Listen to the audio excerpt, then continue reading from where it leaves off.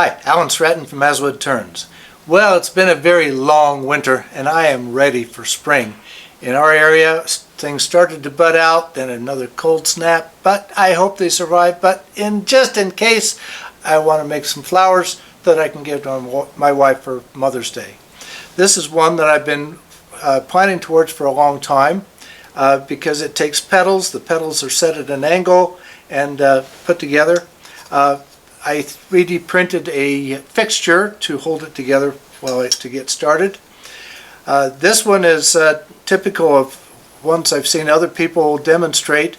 However, the others that I've seen demonstrate start with a precisely milled square block of exact dimensions, and actually I prefer to use limb wood that comes from spring pruning. So actually last spring's pruning, but that's okay, it's dry now. So this is a tulip type coming from irregular wood, but not from square. It's a great branch wood. This is one that I wanted to try.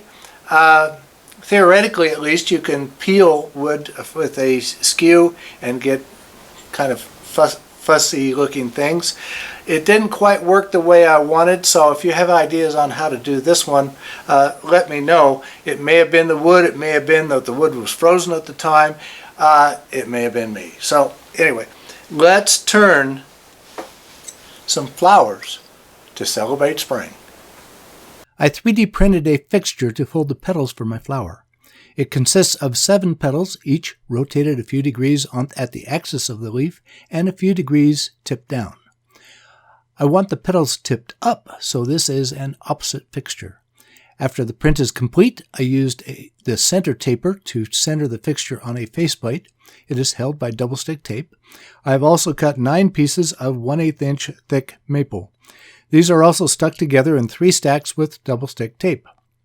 I also printed a petal template to trace the basic petal shape on the wood. Then a trip to the bandsaw to nip off the corners, followed by a session with the disc center for the final shape.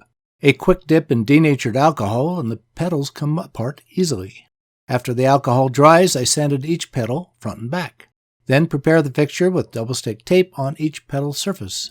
Then peel off the protective paper and stick the petals in place. Over to the lathe, I face off the petals far enough to have a flat place on each petal. Meanwhile, I turned a small base with a flat side and a groove for the chuck jaws to grip on the other side. After reversing the mount, I put a little glue on the base. The faceplate with the fixture is pressed from the opposite side. This I left to dry overnight. It is too small a surface to risk pushing the glue too fast. Just to review at this point, my revolving threaded live center is in the tailstock. This holds the faceplate to which the fixture is double stick taped. The petals are still double stick taped to the fixture. The question now is how to get all this apart without breaking the petals loose. So I doused the tape with denatured alcohol and it all came apart very easily. Next, I found a piece of paduk and double stick taped it to a faceplate. It is ready to drill a 3/8 inch hole for the dowel. I could have cut it in the wood, but it would have been very fragile with cross-grained wood. With that glue dried, I can mount the wood in long-nosed jaws to shape the outward surface. With the sanding complete, shellac gives it a nice shine. With that complete, I rig up a Forstner bit slightly larger than the center plug. Then drill ever so slightly to give it a place to seat. Too much would release the petals from the base. Perfect. Enough wood remains to keep the petals attached to the base. One more thing, I need a 3/8 inch hole for that dowel that will hold the center. All that is left is to glue in the dowel and drill for the base for a stem. My second flower is from a dry walnut limb. I do not need precisely milled square stalk for this flower. My bowl gouge does a great job to round it off prior to cutting a tenon on one end. After remounting the limb to a chuck, I can shape the flower. I want an outward flare.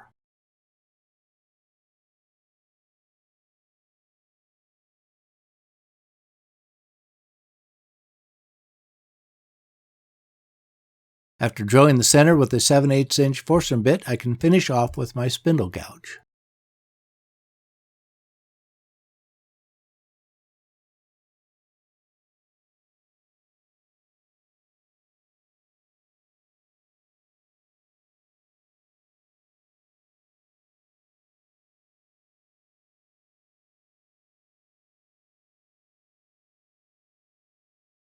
I have seen too many wood flowers with 4 petals. In nature, there are most often more, and often not an even number of petals. This time I'm using tape wrapped upside down around the flower, then covered with another layer of tape. Then tear it off and mark divisions. Nature is rarely perfectly even or exact. I marked 6 divisions for this time. It is easier for me to mark it flat. Then wrap the tape back around the flower and transfer the marks to the wood. I used a fine-tooth pole saw to cut each line. Now for 80 grit sandpaper. I use canvas back paper that holds up well to sanding tasks like this one. I use the same sandpaper in each saw cut to widen the gap and round off the edges. I do not care that my lines are not quite straight. It is more organic. Then the remaining grits. Just a moment now to drill a 1/8 inch hole for a stem. With all the sanding complete, I reduced the diameter at the joint, sanded this area again, and then applied shellac before sawing off the remainder.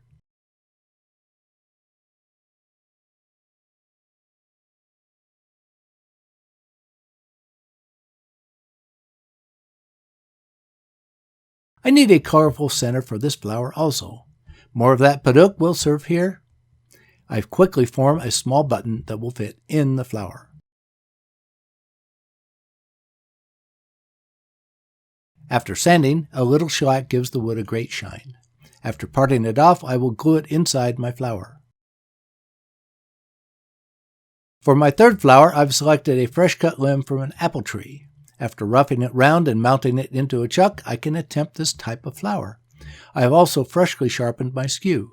The idea here, I think, is to make slices from the perimeter to the center. Shavings should curl out and around.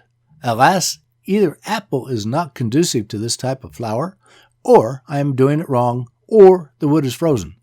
Either way, I try to make the best of it to make a fuzzy sort of flower thing, maybe a bud, but it will do. My bouquet of flowers is ready in plenty of time for Mother's Day. The only thing lacking is a matching vase. If you know, let me know how the third flower works for you and other flower turning processes. I am posting my flower fixture on a sharing site if you have access to a 3D printer. Otherwise, use a turned block as a fixture. Either way, get moving to be finished for Mother's Day.